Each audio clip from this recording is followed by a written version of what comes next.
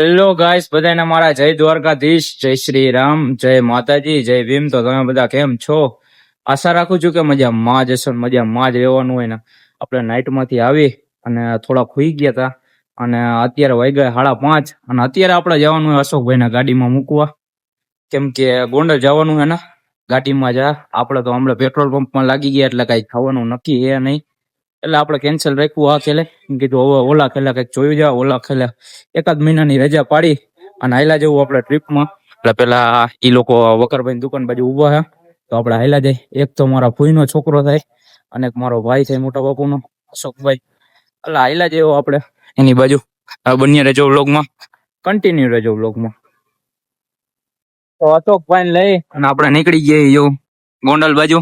સલુડો number 302 આયલા જઈએ ગાડીમાં. હવે ગોંડલ બાજુ જવાનું છે. અત્યારે તો કોટડાથી જો નીકળી હી. હું કેવો છો ભાઈ? હું છે પણ ગાંડો અમાર સલુભાઈ એક ગાંડા કા ખચવાઈ જાય કે નહીં અશોકભાઈ? તમારા કીધે સલુ એવું આ સલુ રોટલી બનાવો કે શાક બનાવો? ખાવાનું સારું બનાવો.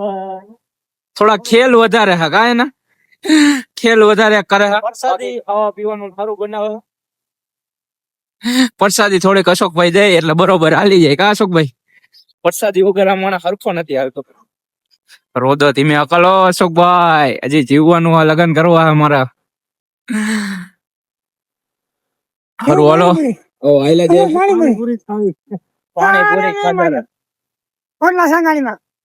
પાણીપુરી ખાવી. હાલો આઈલા જે ગોંડલ બાજુ આપણે લોકો. કન્ટિન્યુ રહેજો બ્લોગમાં, બન્યા રહેજો બ્લોગમાં. હાલો આઈલા જે હવે. તો ભાઈ અત્યારે ભાઈને ફોન આવ્યો તો છે. તો ભાઈ અત્યારે ભાઈને શેઠનો ફોન આવ્યો તો અશોકભાઈને. એને એમ કીધું કે અહીંથી રામોદ જવાનું બરોબર ને, ગાડી લોડ હે ને અશોકભાઈ? લોડ દશા અત્યારે ભરેલી પડી છે, ત્યાંથી ઉપડવાની છે. અત્યારે બસમાં બેસવા માટે ગૌભાઈ મેપા આવે છે. બરોબર. આપણે ગોગાવદર જવું ને તો જીવન દાદા દર્શન કરવા. હા, દાદાના દર્શન કરી અને પછી ગાડીમાં જાશું. બરોબર. રામોદ જવાનું તમને તો ઉતારવાના રામોદ થયો. ગોંડલ નું કેન્સલ થયું ને? ગોંડલ કેન્સલ થયું. ગોંડલ કેન્સલ થયું હે અને હવે ભાઈ ને પૂછવા જવાના બે ને રામોદ. આ અમારો ખડખો નથી બે તો જ્યાં હોય ને વર્તાય જ જાય, ખબર પડી જાય કે આ સલુ. એટલે હવે ભાઈ ને રામોદ મુકતા આવી. જો અત્યારે અમે ખરડા વટી ગયા, વાછરા બાજુ જઈ રહ્યા અમે લોકો. એટલે ભોગાવદર સ્લોપ લેવું જીવન દાદાના દર્શન હું તમને કરાવડાવું, પછી આ બે લોકોને આપણે રામોદ મુકતા આવી. હાલો વાછરા તો ભોગવાય અહીં, એટલે હમણાં 2-3 મિનિટમાં તો ત્યાં હમણે પોગી જવું ગોગાવદર. કાંઈ વાર લાગશે નહીં. ગોગાવદર જીવન દાદાના દર્શન કરાવું તમને. તો ગોગાવદર માં જો જીવણ દાદાના મંદિરે પોગી ગયા આપણે લોકો દર્શન કરવા માટે. દર્શન કરવા માટે. બોલો જય જીવણ દાસની જય. તો ગોગાવદર માં આપણે જીવણ દાદાના મંદિરે પોગી ગયા. જોઈ લ્યો તમે. દર્શન કરવા માટે. દર્શન કરવા માટે. જય હો જીવણ દાદાની.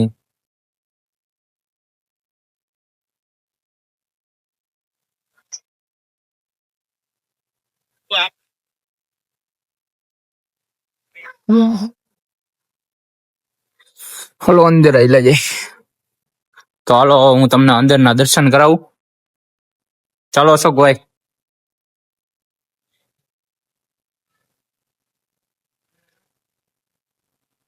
અમે તો દર્શન કરી લીધા અમારા અશોકભાઈ. તમને હું કરી દઉં દર્શન. હા હા, ફોટો બોટો પાડી દો. હમણાં થોડોક ટાઈમ પહેલા જ આપડા મંદિર નવું બનાવ્યું.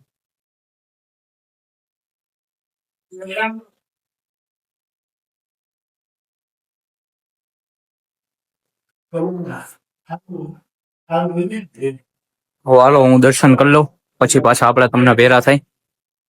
મિત્રો પ્રસાદી લઈ લીધી છે અને હવે હું તમને જૂનું મંદિરના દર્શન કરાવું. ખુલ્લું હોય તો આપણે તમને દેખાડી.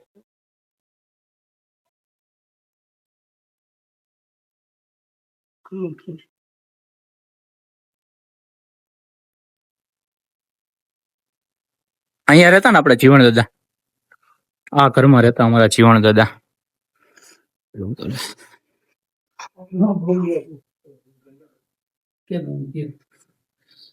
ભલું કરે હે જીવન દાદા. આ જગ્યાએ રહેતા નડિયાવાળા મકાનમાં અમારા જીવન દાદા. આ મામાનું ગામ ને જીવન દાદાનું કોકાવદર. આપણા દાદાનું એનું મામાનું કામ.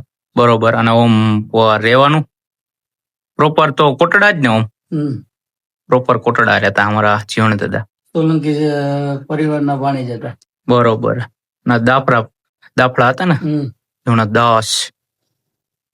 બાકી તમને વધારે ખબર હોય તો જરીક કોમેન્ટમાં મને જણાવજો. મને તો એટલો બધો અનુભવ નથી કે નોલેજ નથી જીવન દાદા નું. અશોકભાઈ ને થોડું ઘણું હે તો આપણે કહીએ એટલે હલો એનો ફોટો પાડી દઈ પછી નીકળી આપણે અહીંથી ડાયરેક્ટ રામોદ ઘરે જવાનું હે. એ હા. બહારથી કેટલા સેવા ભાવી લોકો આવ્યા હે દર્શન કરવા. બરોબર ને દર્શન કરવા માણસો આવ્યા હે.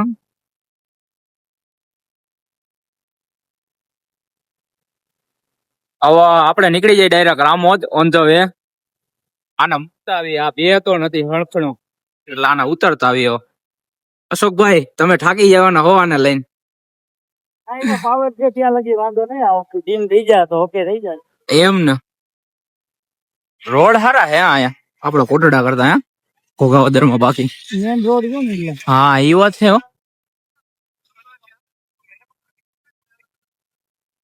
તો રામોદ માં ભોગી ગયા જય ભીમ. હાલો હવે નીકળો મારા બાપ. માથું દુખાડવા માંડ્યું અમારું. માથું દુખી ગયું. હજી અમારા નાઈટ માં જવાનું. અશોકભાઈ તમે થાકી જવાના હો. એમ કરવું માણા વિના તો હાલશે નહીં. એમ ને ખાન શક્તિ તો કરવી. સારું હાલો ફોન કરતા રહેજો હું નીકળું હવે. સારું હાલો હાલો. સલુ દાપડા સલુ મકવાણા કા અમારો ભાણે જ. કાલ કહું તું જવા ઘરે પોગીને પછી ફોન કરી એ વાંધો નહીં. સારું હાલો.